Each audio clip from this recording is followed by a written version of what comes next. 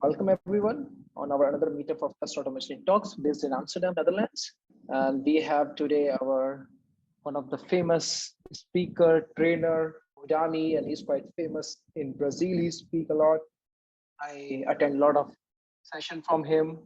And last one I attend from Quality Expert. And he's also a Cypress ambassador. So I would like to welcome him on our platform. So I just want to give you a little bit about this meetup. It is generally hosted by me and Sandeep. And I just joined a company called O3. I'm a startup in Netherlands, and Sandeep is working in Vodafone Ziggo. Sandeep, would you like to chip in? Yeah. So basically, I was working with Akshay earlier.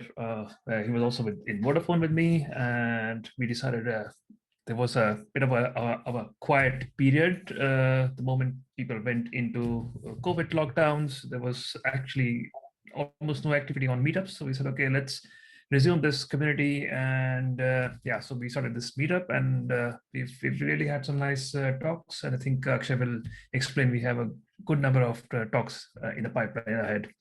Akshay, take ahead. Yeah. Thanks, Sandeep. Before continuing with Walmyr, we would like to tell we have a next coming talk on the Postman from Praveen. He is based on Ireland. He's also a very famous speaker in area of APIs and other tools. So please enroll for that, and you may get some nice thing about Postman. Another one we have with Anton. He is a writer of 2 books of high quality of automated test in Java and best design patterns if you are working with Java Selenium. Then other one we have with Mary for Cypress and from Motas for mobile app automation in CI/CD, especially in the Bitrise. If you're working with mobile apps, just check Bitrise blogs. You will get to know a lot about Bitrise. And then we have from Julia from States, and then from John from UK. He's a writer of BDD books also, and a very good famous trainer who tell how you can refine your user stories with BDD and different ways.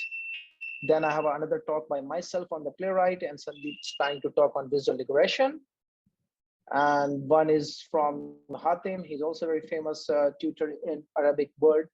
He has Udemy channel. He also write course on Cypress, Postman, or React Native App Automation. Then we have from the Nuri. He's also based in Netherlands, and he provides a lot of trainings. So he's going to talk on Test Cafe. So that's it. Apart from that, we are also planning to have some cool workshop, hands-on workshop on different kind of tool. And if you want to learn more about other tools, just like us or drop me a message on LinkedIn if you want to know about other topics. So that's it from my side. So I'm going to stop sharing my screen and giving floor to Walmyr. And I'm making you a host so that you can share the screen. All right, let me. Yeah.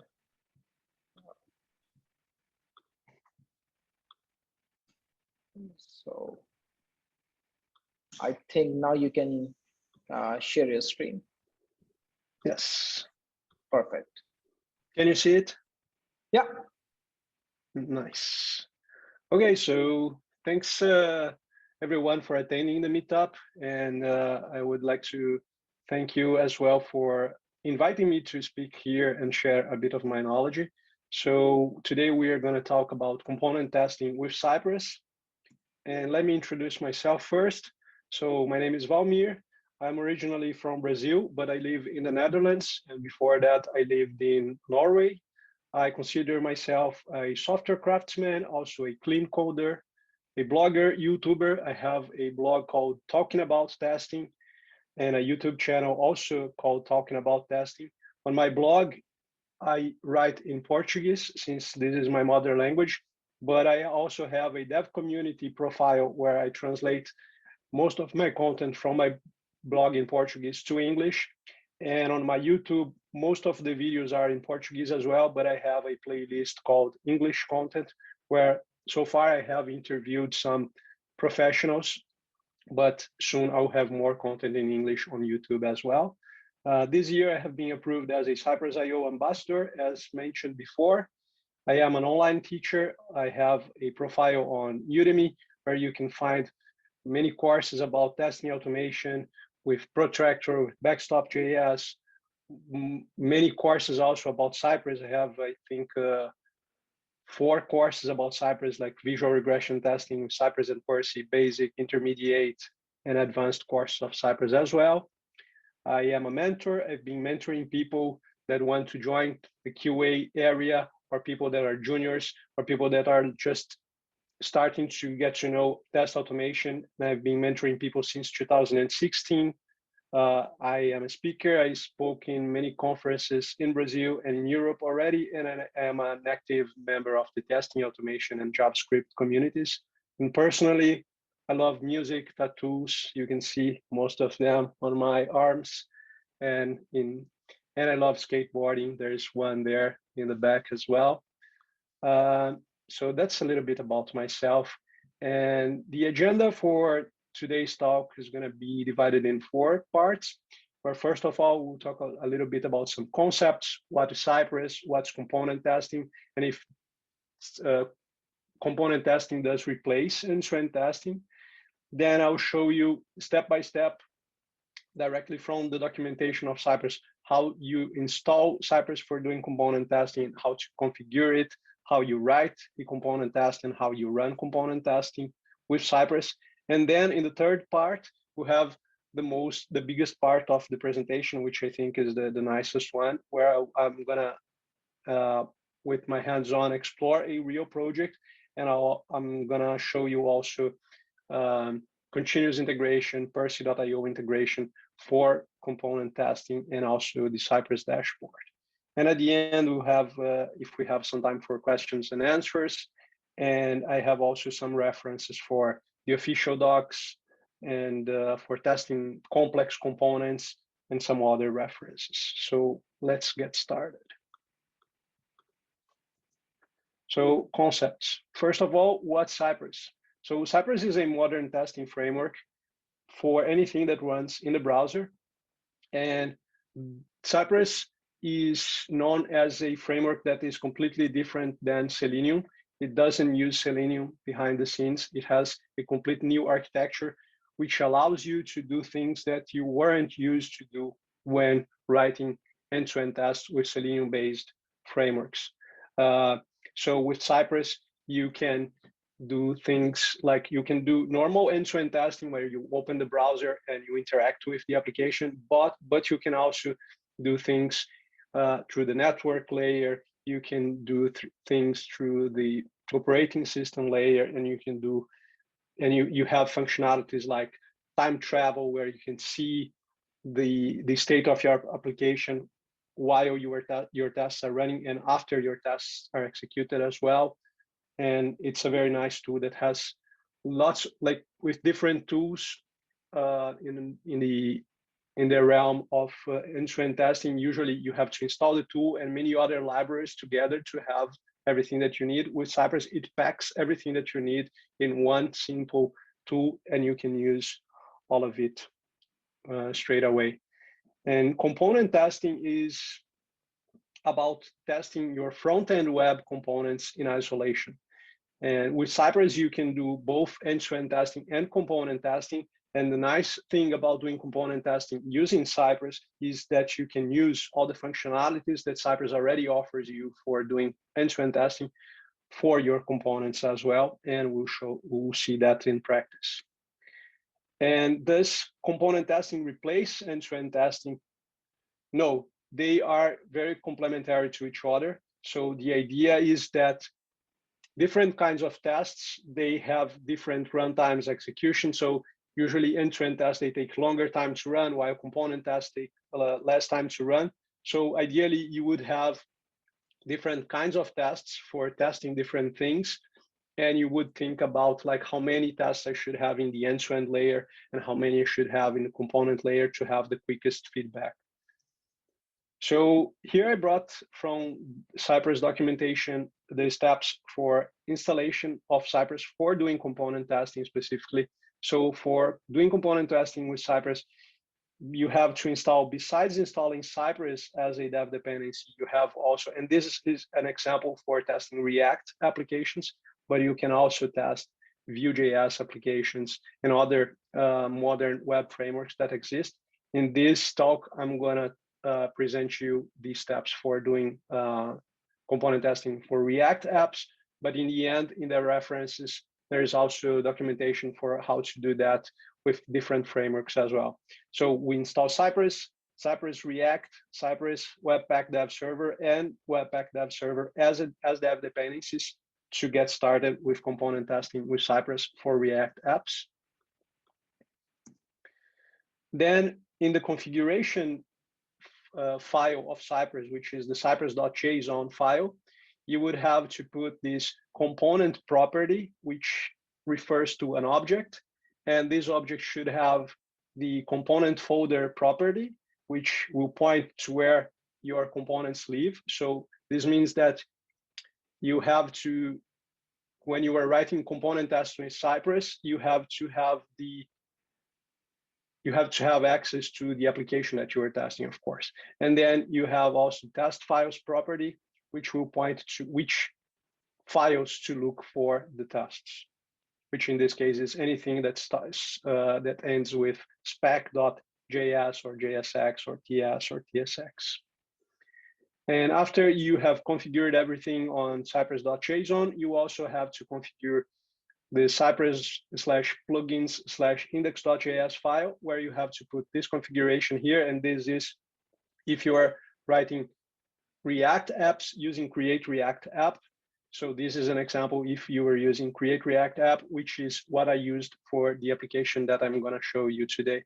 There are also examples for Vue applications, generic webpack, and there are other examples as well that I'm going to show you in the end.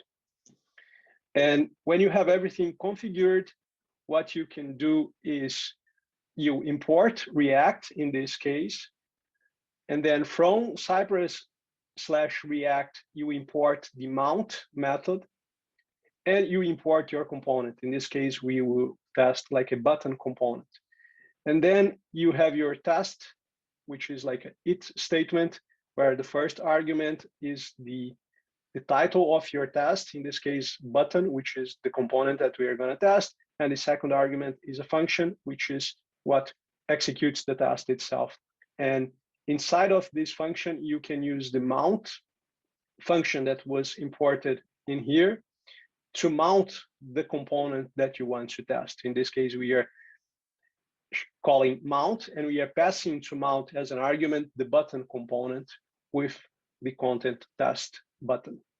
And then after you mount a component, you can use all the functionalities that Cypress already offers you to do end-to-end testing to test your components. So in this case here, we are using site.get to get a button, and we are certain that this button contains the text test button, which is exactly what we provided as the content of this component.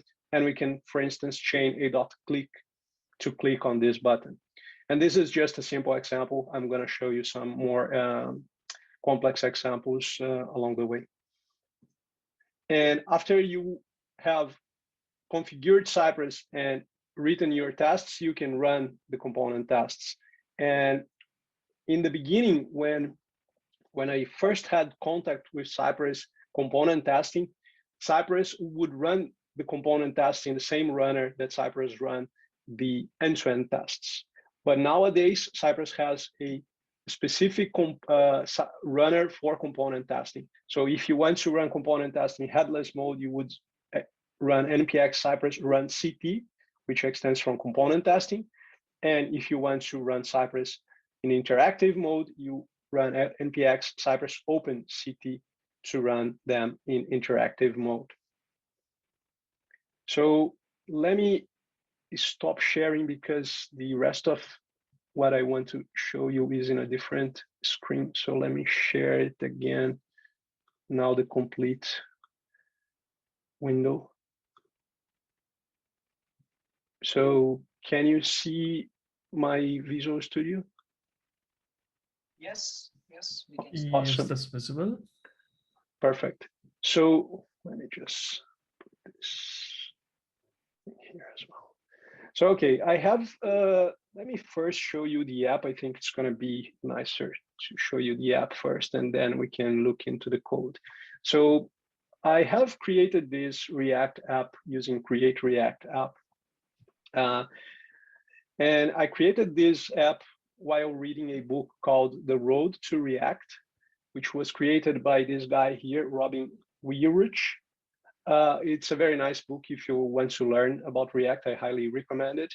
And this application basically is a front-end application that interacts with the Hacker News API to make search for terms. So when you start the app for the first time, it will already make a search for a term Redux, and it will render in this list the first 100 results. Some functionalities that this app has is that you can click more, something like a pagination, where it will make another request to get the next 100 results, and you can click more to get the next 100. There is also the functionality of searching for sure. So you can type, for instance, React, and you search, it makes a request. When it comes back, it populates the list.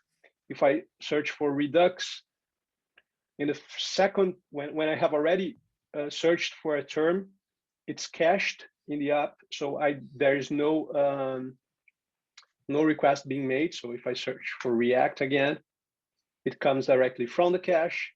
There is this dismiss button. If I have already gone through this item, I can dismiss it, and it basically removes the item from the list. And there is also the possibility to order by title, by author, by comments, and by points. So those are the functionalities of this app. And the app itself is a React component, but this input with the search button is also a React component. The list is a React component. Each item in the list is a React component. So we can test these components in isolation. Okay, so for this application, I have created one end-to-end test, which I'm gonna briefly show you, which basically, so there's one end-to-end test, because I think it's important, even this talk is specifically about component testing, but I think it's important that we have the minimum tests that test the application end-to-end, and then we make sure that it works end-to-end, and then we can go and cover the rest of the scenarios in the component layer, for instance. So for this application, I have just one end-to-end test, since it's just an example app. So I have a before each block, where I use side.intercept to intercept a GET request to this route here, and I give it an alias called get stories. I visit the app. There is already the base URL defined in the Cypress.json file, and then I wait for the request to finish, because when I visit the app for the first time, it already searched for Redux. So I wait for this request to finish. Then I find the input of type text. I give it an alias called search field. I assert that this element is visible, and when I know that this element is visible, I chain a .clear to clear the text Redux to type something else. And then the test itself that searches by a term and it returns another 100 results, basically gets the search field that I gave an alias in here, in here actually. So it finds this element here, it types React, and it presses enter, and then another request is gonna be made to the Hacker News API. I wait for this request to finish, and after the request is done, I count the number of table rows, and it should be equal to 100. So just for the sake of showing you, I'm gonna open Cypress in interactive mode and show you this end-to-end test, and then we can go through the component tests as well.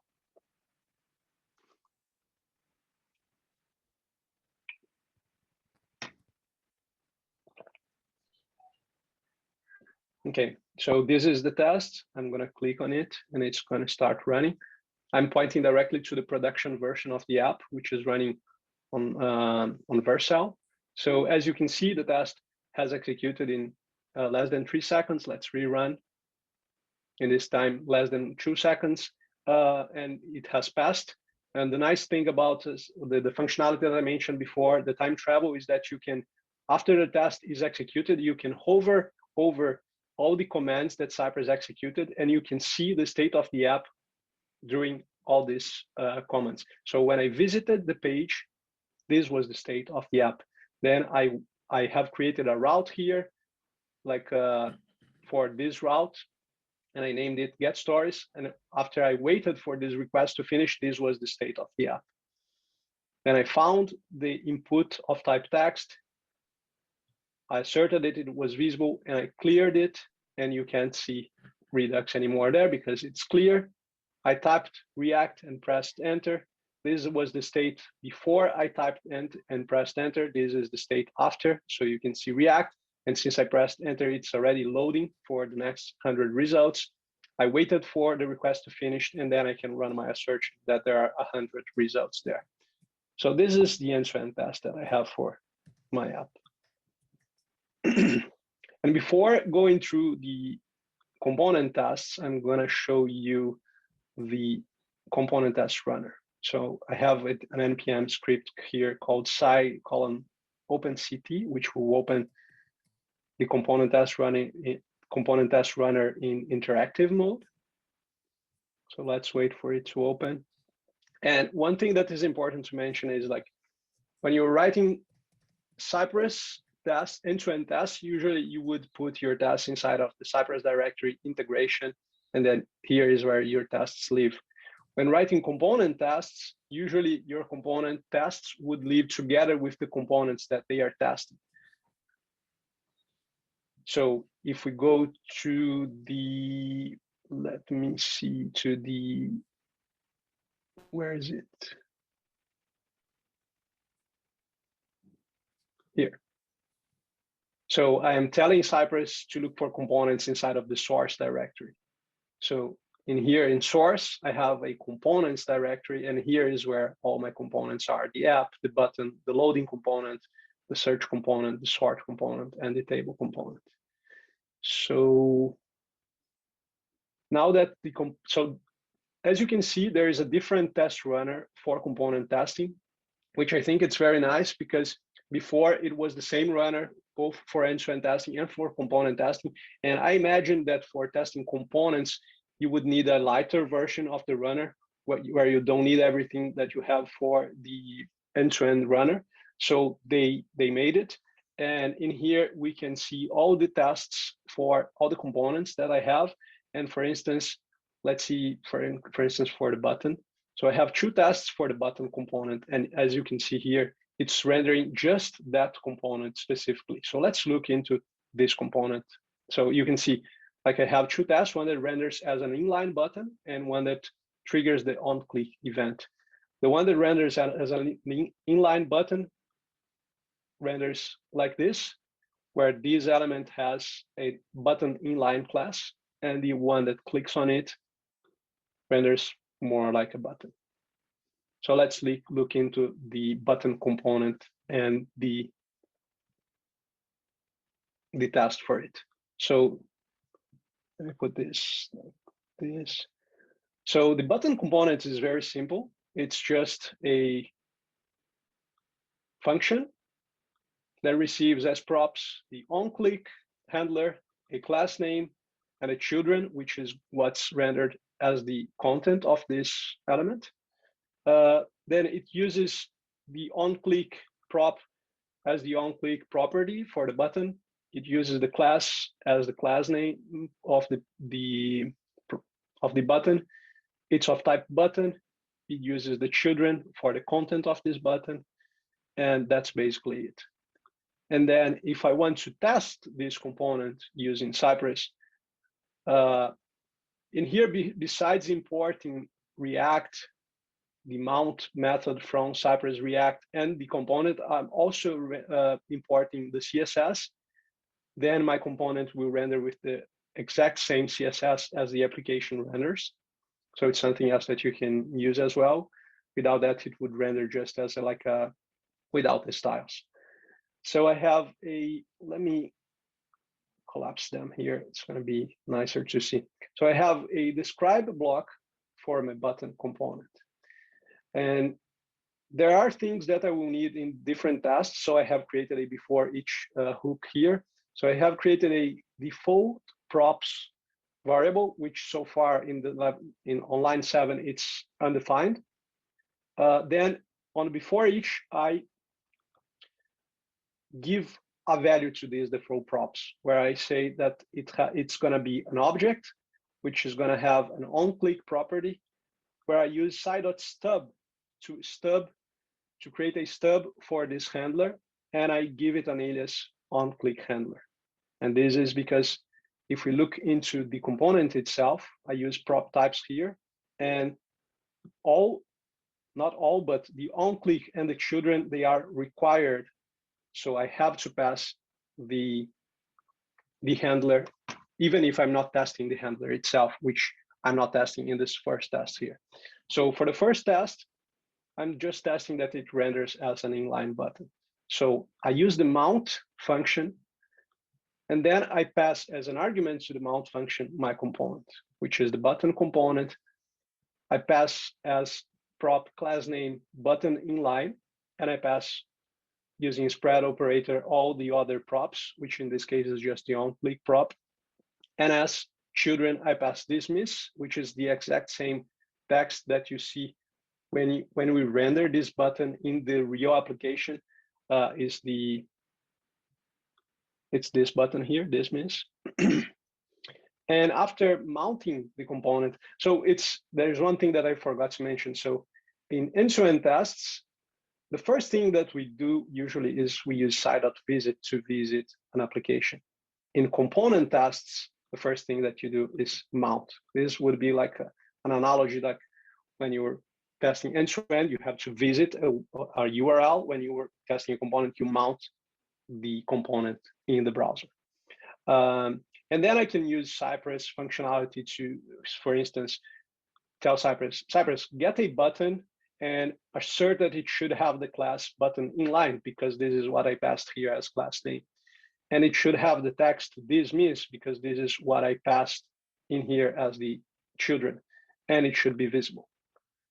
So, and then I have one that triggers the on-click event, where in this case, I'm also mounting the element, the button component, where I pass only the default props. I don't pass the class name, and I pass the children, click here, and then I can get the button that contains the text, click here, and I click on it. And after I click on it, I can assert that the handler has been called, where I can use the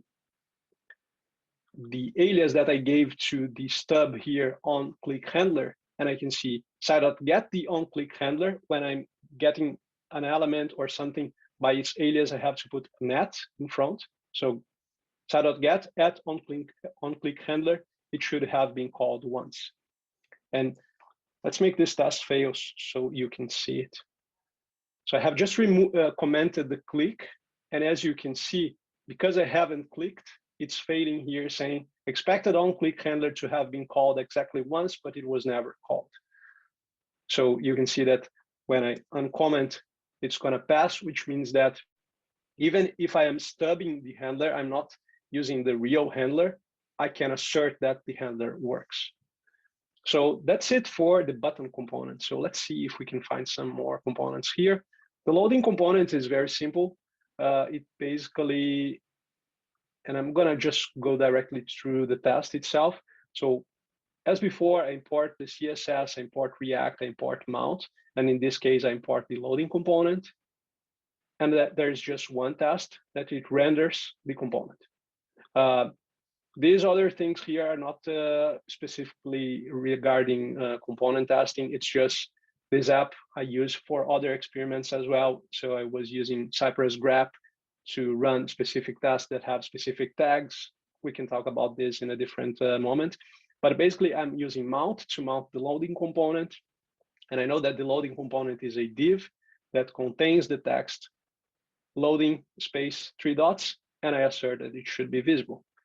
And here as well, it's not regarding the talk specifically, but for this specific component, I'm running visual regression testing with Percy.io. So here, after I do my assertion, I also take a snapshot using Percy to assert not only that it works functionally, but that it appears in the screen as it should. So I'm going to show you this dashboard of Percy later on. So that's it for the loading. Then we have the search component. Search component, we have, let's see, we have 2 tests. So in here, same thing here, where in this case, I'm importing the search component, which is this file index.js. I'm defining the default props because I'm going to use them in both tests. And I'm in this component, it has 2 handlers. One, when the input change, when the input is submitted. So I'm stubbing both of them. And in this case, I'm not giving them any alias because they are just required, but I'm not testing the triggering of these handlers. So I'm just passing them, I'm just defining them as props to pass them to the components. So I have one test that renders is with a search button. So I'm using mount, and as a argument of mount, I'm passing the search component where I pass the default props using the spread operator of JavaScript, and I give it an content of search. Then I can run a site.get to get the input of type text. It should be visible. Then I run a blur just to remove the focus from that element. And after that, I assert that the element is still visible and it has no value on it. And I get a button that contains the text search and it should be visible. So let's put a dot only in this one and run. So this is how this component renders. As you can see, component tests, they run super fast, which I think is the biggest, one of the biggest advantages of doing this kind of testing. It runs much faster than if you were doing like end-to-end testing. And here is all the assertions. And then I have also a test that it renders with a value and the search button. So the difference is that like this component here, besides the onChange and onSubmit handlers and the children, you can also pass as a prop a value, which means that you can start this search component with a value already defined, as we use in the real application, where it starts already with Redux, and it already makes a request to the Hacker News API to search for this specific term. So in this case here, I am not only passing the default props, but also the value. In this case, the value is Cypress.io.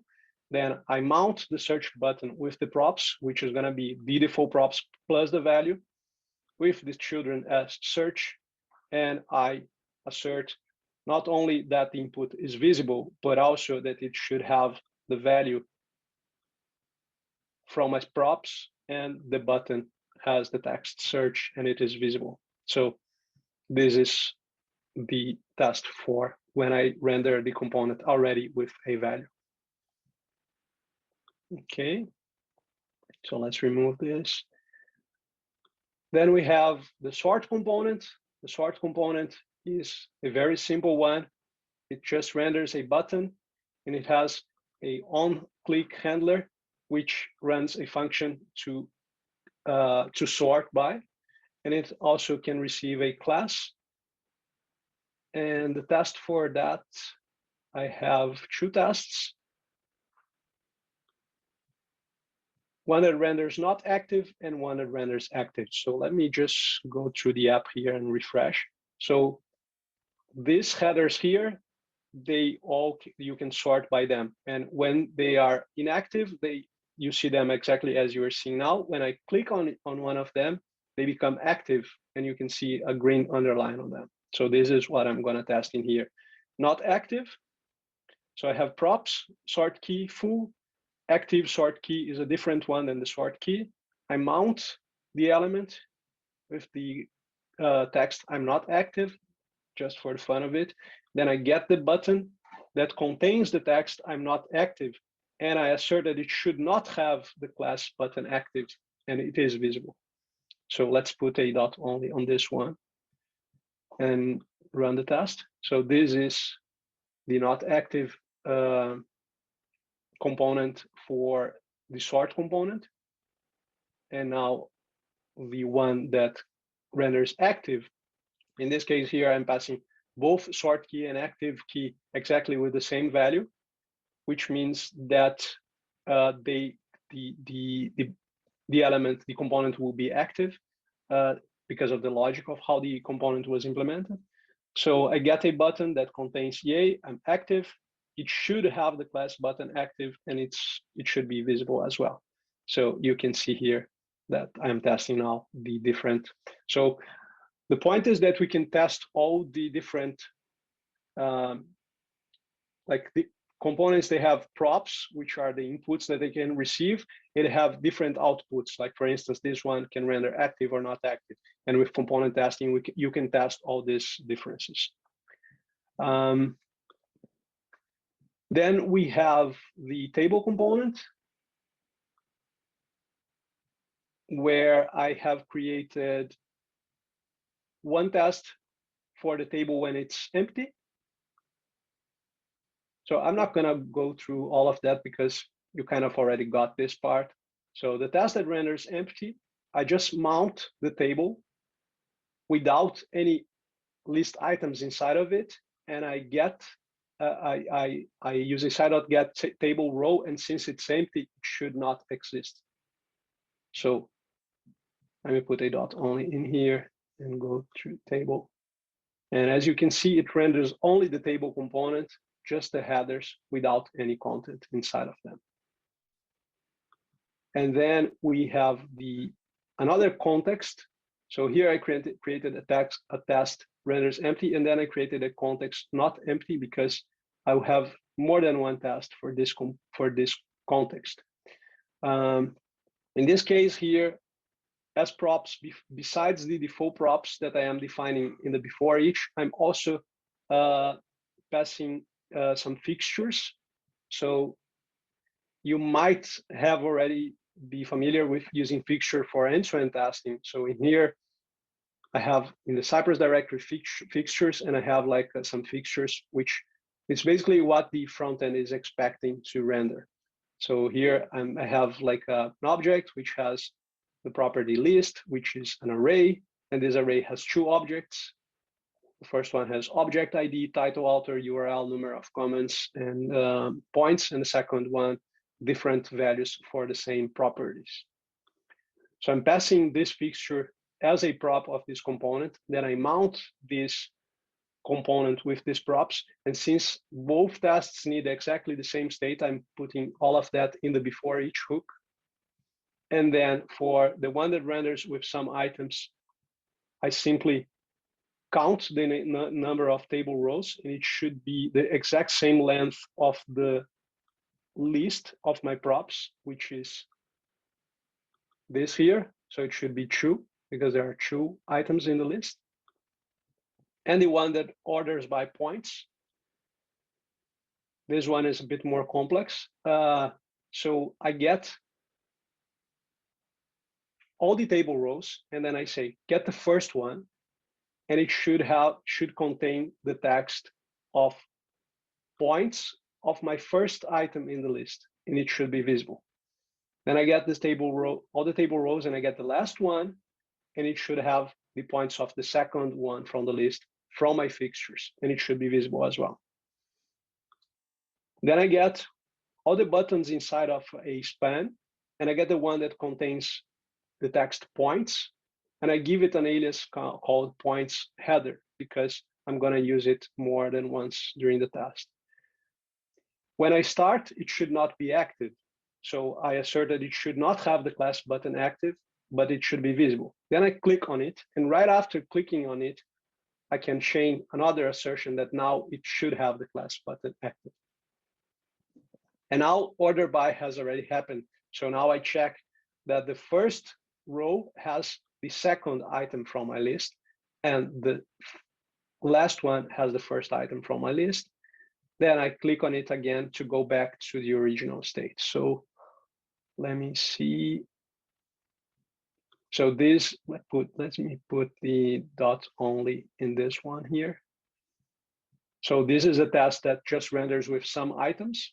So I basically mounted the component, and then I can check that it has 2 table rows, exactly what rendered. And the one that ordered by points, where you can see here, let's see. I got the first one, I asserted on the values, like that it has 100 points. It was visible. And I get the last, I see that it has 1953, and it's visible as well. Then I get all the buttons that are inside of a span. I get the one that contains the text points, which is this one. I assert that it's not active, as you can see here, it's not active. And when I click on it, this is the state before and after, and it became active, and it already sorted by. And then I can run my assertions. The first one now is the second from the list.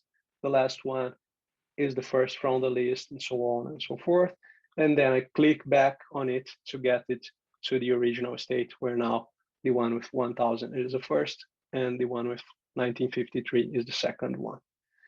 And last but not least, we have the application itself is a React component as well. So let's run the app.spec.js. So for the app.spec.js, I have 2 contexts, one which I called happy path, and one which I called failure path. So let's go through this test.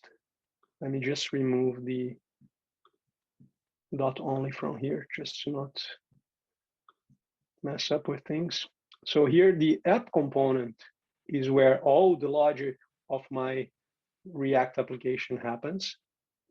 When I wrote this application, there was no React hooks, so I was still using like the lifecycle methods of React and using classes and everything. I have a different version of this app where I written it in TypeScript and using React hooks and everything as well. And it's even mentioned, I think, in the repository here. Yeah, here's the link. Let me see. Yeah, this is another version of this app. So I'm just going to show you just for the fun of it. So this is a different version, which has some different functionalities, different style. It renders just the 21st. It has no caching for the results, so it's always gonna make a request, but it has functionalities like quick search for the previous item and things like that. Okay. So for the app component, I have a happy path scenario and a failure path scenario. So let's go to the failure path first, because I think it's a bit simpler. For the failure path, I have, so what happens if your server is out, is dead, right? So if you're doing end-to-end testing, you cannot say, now turn off the server because I want to test it, right? So, but Cypress offers you the functionalities of like changing this state. And when you are doing component testing, you can do that as well. So here is a test that falls back on a network failure.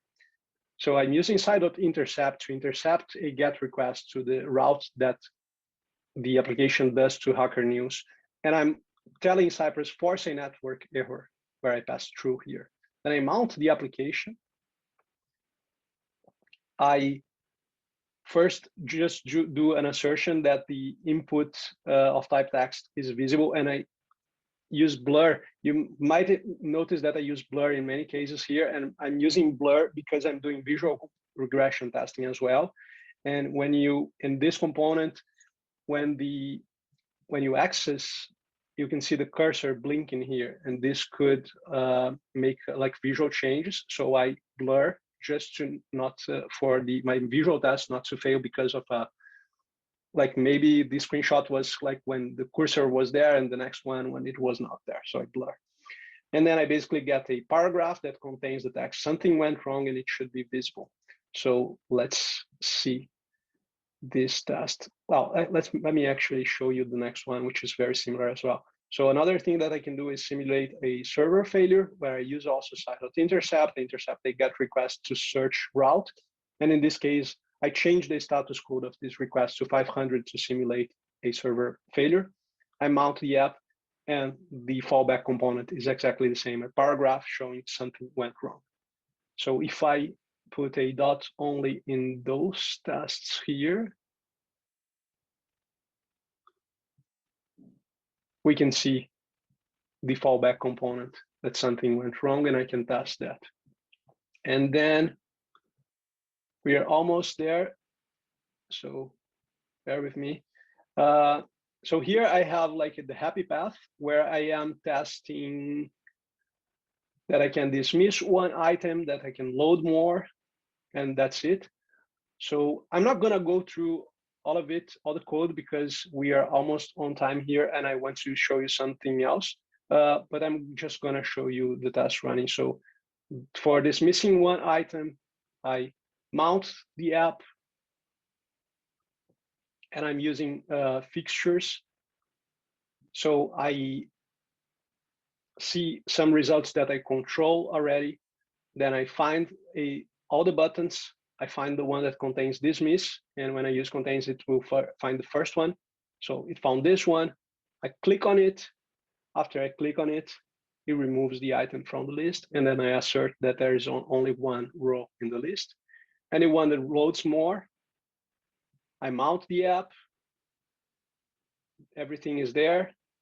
Then I find the button more, I click on it, and after I click on it, I render some more items, and then I can assert that it has 5 items in the list. That was it for the hands-on part. Well, actually, I want to show you also, so this app here, I have created continuous integration for that. So if you are curious, you can access, I will provide the slides afterwards on I will post it on my LinkedIn profile, and I can send you as well. But you can go to actions on GitHub and you can see the pipelines. There's a CI pipeline, which is continuous integration, and there's a CI CD, which is, so if you create a pull request, it will trigger the CI pipeline, which will run the Cypress tests. And if you create a pull request, it's merged back to the main branch, then the CI/CD pipeline is triggered, and this one runs some pre-deployment tests. If everything passes, then it deploys the new version into Vercel, and then it runs some post-deployment tests in production. So here, pre-deployment, it runs in a local environment built just for CI, and here it runs in production. Besides that, this project also has integration with Percy.io for visual regression testing. So for some tests, I'm doing visual regression testing, and you can see here the results on Percy dashboard, for instance, like for something went wrong, for rendering, for clicking the more button, for dismissing one item. And this project is also publicly available on Cypress dashboard, where you can see the results. You can see the different tags. This is like end-to-end testing prod. This is end-to-end testing. This is visual component testing. This is just component testing. And then we can see, let me see here, for instance, for this one, we can see like the videos of the test running and everything, which I think it's a very nice feature as well. So let me stop sharing and then share again my slides. Let me see. So yeah, that was it for the hands-on. It's a lot to show you just in like a few minutes, so I thought you got it. I would love to answer some questions as well. And I have put here some references for the official documentation of Cypress.io on component testing, how to configure it using a different framework than React, which is what I showed you. the repository for the app that I just showed you as well. There's this very nice blog post by Gleb Bahmutov, which is the ex-VP of engineering of Cypress, where he wrote about his vision on component testing with Cypress there in April 2020, when it was the first time I experimented with component testing after reading this blog post. It's very nice. And the last one is a GitHub repository directly from Cypress organization with some examples of how to do React, how to do component testing. And there are many examples, not just like very simple components as I showed you today, but there are more complex components and you can test them with Cypress as well. So yeah, I hope we have some time for questions. I wanted to thank you everyone. If you want to connect with me, this is my website, walmyr.dev. There you will find my LinkedIn profile, my dev community profile, Twitter profile, Medium profile, a bit of my history. And yeah, thank you. Thanks a lot, Walmyr. Can you stop presenting? Yeah, Maybe? sure. Yeah. Thanks a lot, and I would highly recommend Walmyr courses on Udemy. I see really nice courses there, also in English also. It's not also in Portuguese. So if you really want to do some advanced level, there is really nice course on advanced level feature of Cypress. Yeah, I have like 4 courses in English and 5 in Portuguese. So there's one that is still missing the translation, but I'm working on it. Yeah, and really nice articles on dev.io. I sometimes I also refer if I want to use really high features there. And Yeah. okay, there are some questions. And Sandeep, would you like to read questions from chat? Yeah, sure, definitely. I would actually go in the chronological order in which they were asked. That just keeps things easier. Nidhi asked a question which actually I also have. How do we test functional components in React which use the context API? Yeah, I think this would be answered by the last link that I mentioned. Let me actually share my screen very quickly again. Can you see it? Yeah. So this is the last link from the references that I showed you, where you can find many examples. And here is, for instance, like some advanced examples where you can use like where it uses the context API, for instance, and how you do component testing for that. So this is, I have already gave a talk about component testing before, and people asked me about that, and I was not prepared. So I decided to bring these references because many people ask that. So yeah, you can find that on this. I can even send through the chat here so that you can all have access to that. Let me just share it on. Yeah.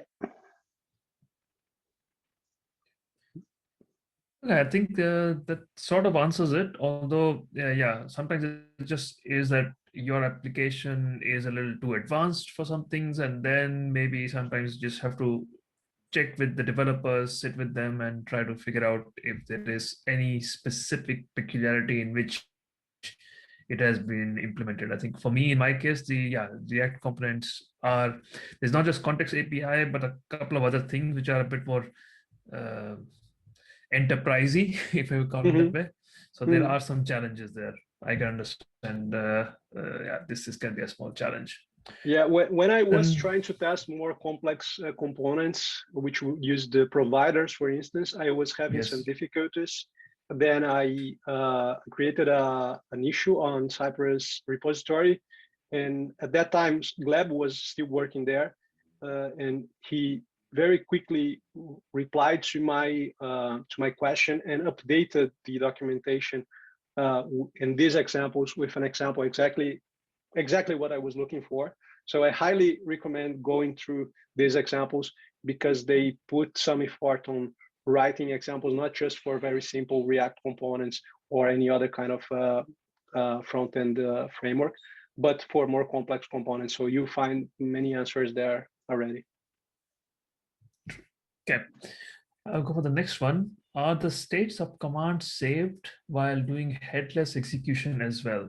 I'm guessing it's a more generic question rather than a React specific one. If the state, so when you run tests in headless mode, what you have out of the box is the video of the tests running. And even if you do component testing, you have the videos recorded as well. And if the tests fail, by default, it will take screenshots of the exact moment that the tests have failed. But since you are not into the interactive mode, you don't have that functionality of going back in time and see the state, because after the like in interactive mode, after the tests are executed, the runner is still open. But in headless mode, the runner is closed afterwards, so we don't have that anymore. Okay, thanks. Yeah.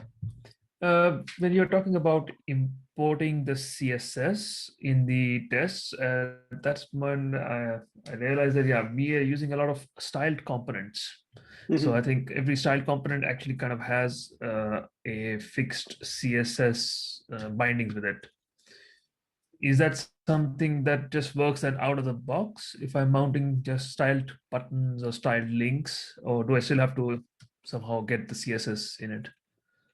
I have never tested components using Cypress where the application uses style components. I have already used style components for some apps that I wrote, but I have never tested them with Cypress doing component testing. But by searching here in the examples, I can find an example of styled components as well.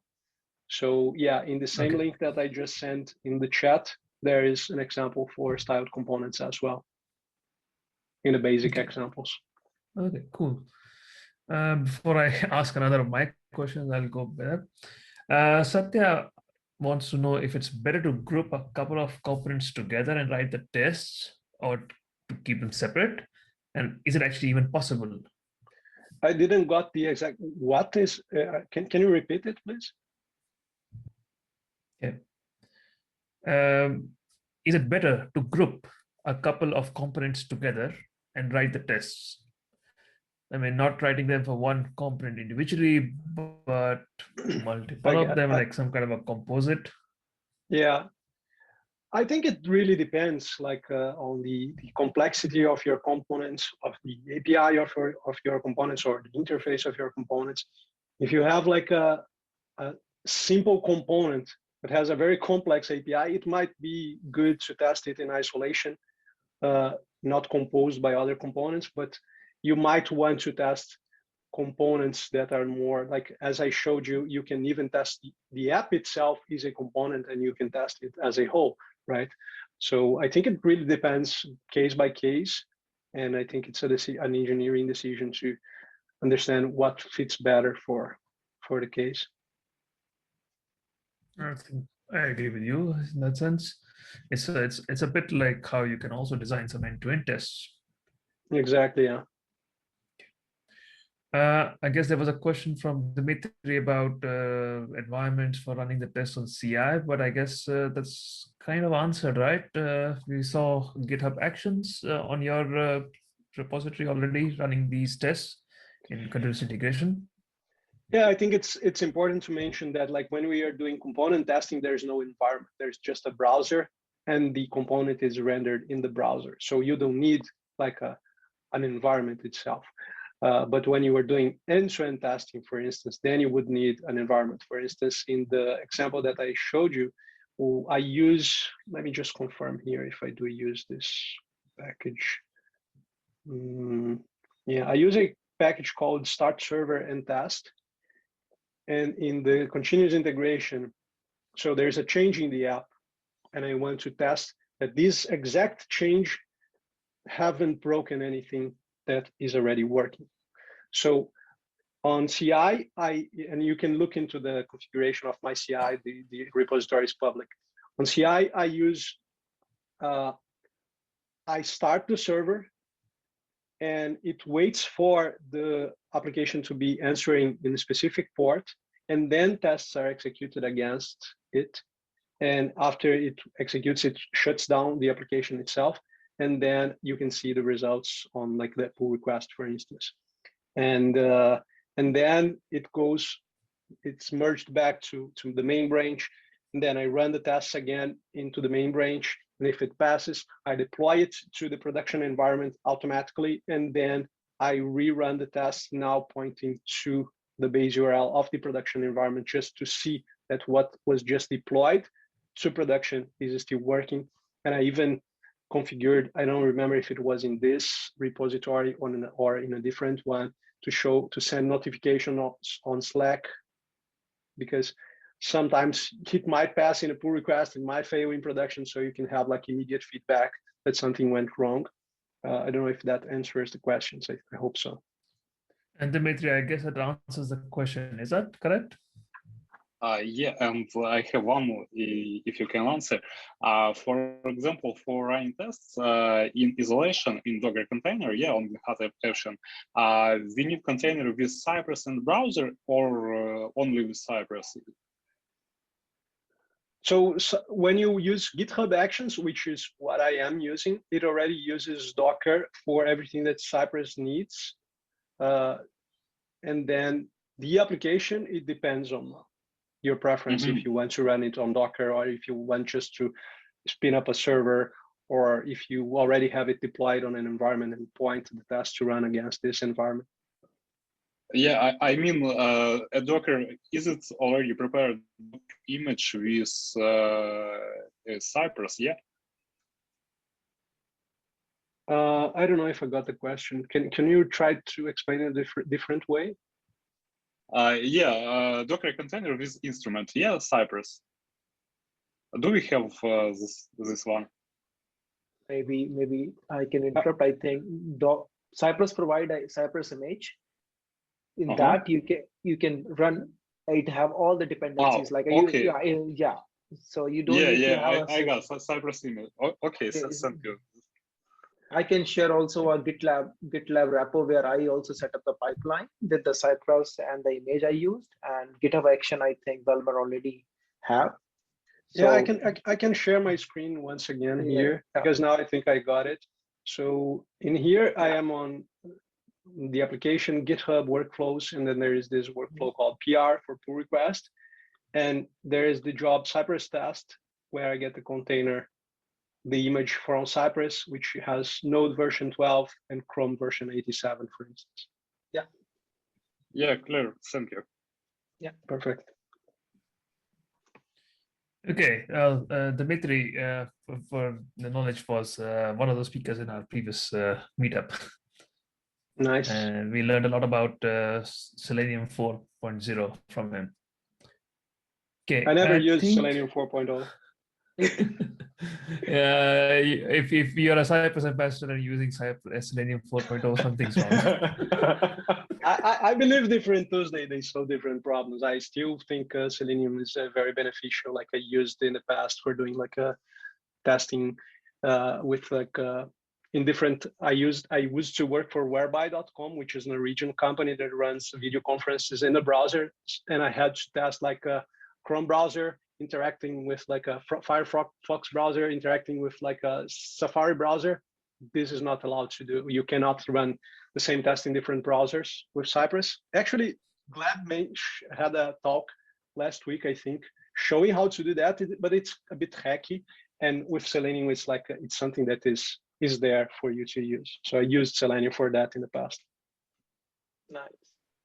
And there was just like one more version I have actually. I was just curious, when you did not have any testing of event listeners for the search or for the table components, which to me sound like important things, that if I click the search button, it actually triggers maybe a search service and then tries to fetch the. I haven't created this in the component layer because there is already a test, an end-to-end test that is testing that search works, and I didn't want it to duplicate tests. That is what the reason I asked is because you would run these tests in the CI pipeline with every commit, perhaps, but those end-to-end you only do once you do a deploy. So no, I would do you? run the end-to-end tests during the PR as well. Okay, the PR as well. Okay. Let me just share the pipeline once again, just for you to see. So this is the pipeline for the PR, and it has this type of checkout, which basically checks out my repo. Then I run component tests. Then I run visual tests, which runs all the tests that have the tag visual, and then I run the end-to-end tests as well. Cool. So I run all of them, both for PRs and also for the merge back to the main branch. Cool. And if I remember correctly, you had the sunny and the rainy day scenarios, 2 for each, and the rainy day scenarios had network issues. Either the server times out or it gives you a 500. Those are in the app component tests and not in the end-to-end, right? But they could be in the end-to-end as well. Yeah, that was I would actually perhaps put them in the end-to-end, but that's fine. They could be. Yeah. I think we've gone through the complete list, Akshay. Yeah, I have a small question. In my previous company, we were using a Jest to do the whole component testing. And we have a debate also whether we go to Cypress or not. And new company, there is nothing. So I'm building from scratch. What's your recommendation? Shall I start from Jest, rendering component, the DOM element, and they are quite fast as per my experience. I'm not sure how is your experience with the Cypress. So I'm in the starting phase. Just need your recommendation. What you would suggest to start? So I will share my screen once again. I shouldn't be stopping because. And just to clarify that, I think it's basically React testing library versus Cypress. That's the question. So this is the post that I mentioned about the vision of Gleb Bahmutov on component testing with Cypress. And in the very end here, there's benefits. And I think the first benefit of running component testing with Cypress is that it runs in a real browser. And I have even talked with some front-end developers that are using Cypress for component testing. And what they find nice is that they can see the components that they are writing in the browser, and they can interact with the component while they are building it, which is something that you cannot have when you are running component tests directly from the CLI. So I think this is the best advantage that you would have. So I would recommend reading this blog post here because it gives you all these benefits that you can have. And I think it's nice also if, let's say, you are already using Cypress for doing end-to-end testing. So if you try to use a different, you can use Jest for doing component testing, but you would have to learn 2 different tools. And if you are doing already end-to-end testing with Cypress, you already know how it works. You can use all the functionalities that Cypress already offers you to write your component tests. But I think that the biggest benefit is that it runs in a browser, which is exactly what your final users will see. When they use the app, they use it in a real browser, right? Yeah, I only see a timing issue because we have with the Jest quite fast as compared to Cypress. I think only the timing issue in the pipeline if you have a lot of tests. That's the only. That's a consideration that you might make you might need to make. Is it a lot of component tests that will take too much to run? Maybe a different tool could be better. What I would imagine that is actually one thing that is important to mention is that if we go to the Cypress roadmap. I'm waiting for Safari. I'm waiting for Safari in the roadmap. Many people are, right? Today we had a demo by Browser Stack on how they can let you run playwright tests there. So Safari guys. What I wanted to mention is that component testing is still in alpha version. So they are still testing it. They are still collecting feedback. So I imagine that performance is something that should be in the roadmap to be improved. So if we follow along with Cypress, it might be improved in the future, I imagine. Yeah. And one thing regarding the visual testing that you showed, you are rendering an individual component and taking the screenshot. correct? Yeah, and like we used, like Sandeep also using with a single component. I used with the whole application with the backstop JS, like not a single component, like the whole mocking the whole backend and running the backstop. The whole page is all the things, and then taking the screenshot of the whole page and then comparing with the master branch. So what is the difference in those approach? Taking the component screenshot at the lower level and testing, and then otherwise mocking the whole backend and then doing that. What is the Actually, for this specific application, I wrote component testing with visual testing for the components just to show that it is possible to do. I do prefer to run visual regression testing when doing end-to-end testing, but I just wanted to show you that it is possible. And this is something that it's even mentioned in here, like in the benefits, that you can do visual testing. It's like, this is something that you can do even for component testing. So I put it there just to show that it's possible. But I prefer to do it when doing end-to-end testing than component testing. Good to know. Good to know. That's the whole thing. I'm starting from the scratch, just taking some opinion from you. Yeah, for sure. Yeah, no, and you also told you had a course on backstop. What is your first choice, backstop or Percy or Applitool for end-to-end visual regression? I have used the three of them already. There is like backstop JS is open source, so of course you have to maintain it, which there is a cost in there, but you don't pay for the service. In the other side, if you use Percy or Applitools, if you're not using the free version, you have to pay for it. So there's this trade-off that you have to make.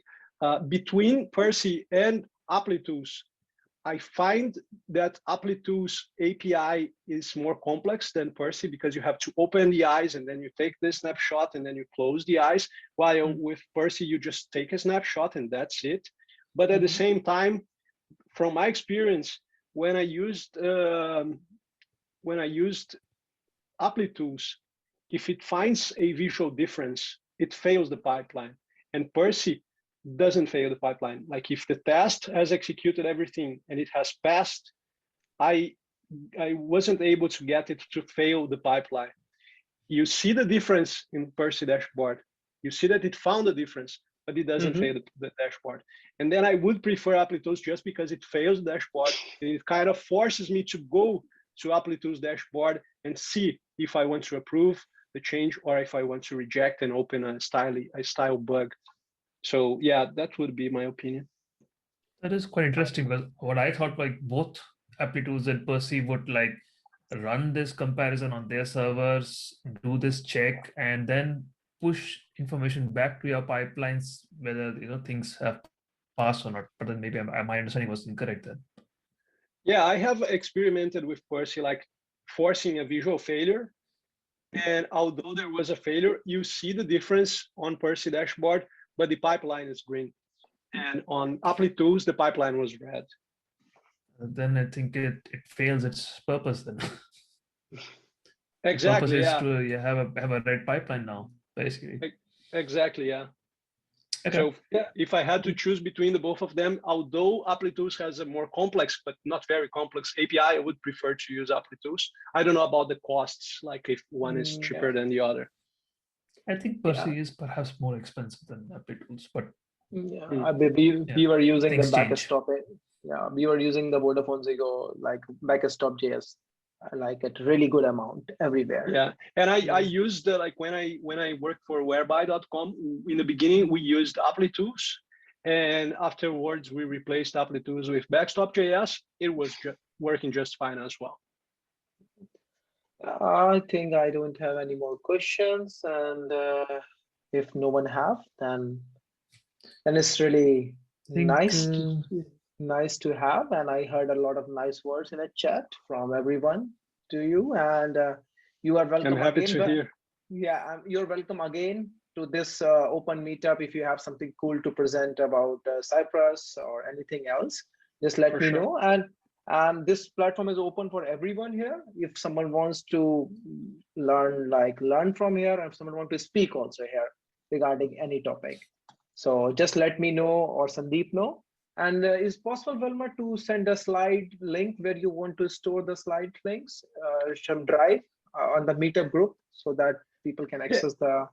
For sure. I will publish it, then I can send it to you. And yeah, I just shared on the chat also my website if people want to connect with me. Yeah. Thank you and have a nice evening and almost weekend, and hope to see you guys soon in the next meetup. Okay. Have a good evening. Bye-bye. Thank you, guys. Bye-bye. Bye-bye. Bye. Bye.